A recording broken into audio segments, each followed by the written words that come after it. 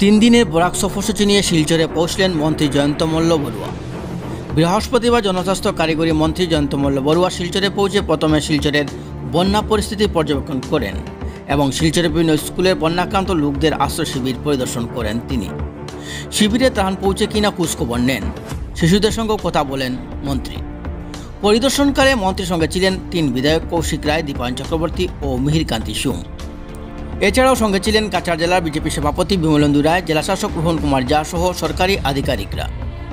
এদিন পরিদর্শন শেষে সাংবাদিকদের সঙ্গে কথা বলতে গিয়ে মন্ত্রী জয়ন্ত মল্ল বড়ুয়া বিজেপি সরকারের বিভিন্ন উন্নয়নমূলক কাজের কথা তুলে ধরেন।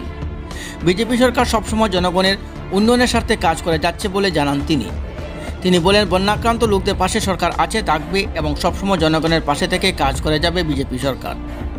বন্যায় ক্ষতিগ্রস্তদের সরকারি গাইডলাইন মতে সবাইকে সাহায্য করা হবে বলেও জানিয়েছেন মন্ত্রী জয়ন্ত মল্ল বড়ুয়া। শিলচর থেকে বরাক তরঙ্গের রিপোর্ট।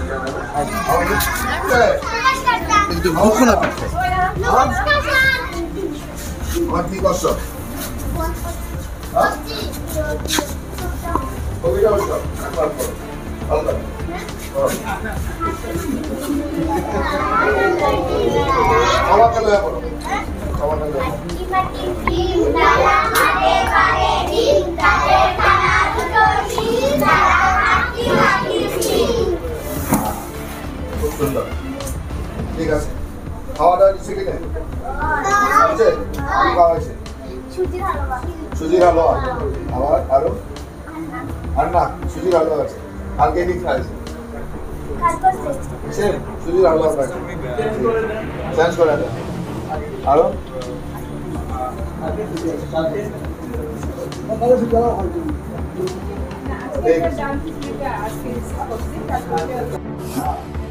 খুব সুন্দর। ঠিক আছে, খাওয়া দাওয়া দিচ্ছে কিনা? খাওয়াইছে সুজির হালুয়া, আবার আরো আর না সুজির হালুয়া আছে। কালকে কি খাইছে? সেম সুজির হালুয়া খাইছে, চেঞ্জ করে দেন। আরো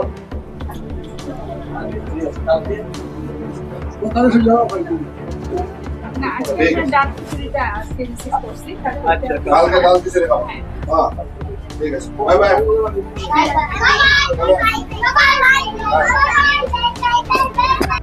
জিলা পরিভ্রমণ কৰিম। আজি কেইবাটাও স্থানীয় শিবিৰ পৰিভ্ৰমণ কৰিলেও ৰাস্তা ঘাট য'ত ক্ষতি হৈছে সেই ঠাইসমূহ পৰিভ্ৰমণ কৰি এতিয়া আয়ুক্তৰ কাৰ্যালয়ত বহি আমি সকলো পৰ্যালোচনা কৰিম আৰু এই 3 দিনত শিবিৰসমূহত সুন্দৰভাৱে সা সুবিধাখিনি পাইছেনে নাই, আমাৰ চৰকাৰীভাৱে দিয়া গোটেই ব্যৱস্থা সুন্দৰভাৱে হৈছেনে নাই, আৰু ভৱিষ্যতৰ দিনত যিসকল মানুহৰ ঘৰ ক্ষতি হৈছে, বাচন বৰ্তনৰ ক্ষতি হৈছে, কাপোৰ কানিৰ ক্ষতি হৈছে বা পঢ়া শুনা কিতাপ পত্ৰ ক্ষতি হৈছে, যি ধৰণৰ আমাৰ গভৰ্ণমেণ্ট গাইডলাইন মতে আমি দিব পাৰোঁ সকলো ক্ষতিপূৰণ যাতে আমি সঠিকভাৱে দিব পাৰোঁ তাৰ কাৰণে আমি কাম কৰিম আৰু সেই পৰ্যালোচনা কৰিম। তাৰ লগে লগে ৰাইজৰ অভাৱ অভিযোগ, ৰাইজৰ কিছুমান অসুবিধা আছে, ক'ৰবাত পাৰ্মানেণ্ট কিছুমান বস্তু বিচাৰিছে, এই কথাবিলাকো আমি জানি লৈ বিভাগসমূহক নিৰ্দেশনা দিয়া আৰু মুখ্যমন্ত্ৰী ডাঙৰীয়া সম্পূৰ্ণ সঠিক তথ্য আমি যাতে দিব পাৰোঁ সেই কামখিনি কৰিম। আচ্ছা, ইতিমধ্যে বৰাকত দুবাৰকৈ বানপানী হৈছে। এইবাৰ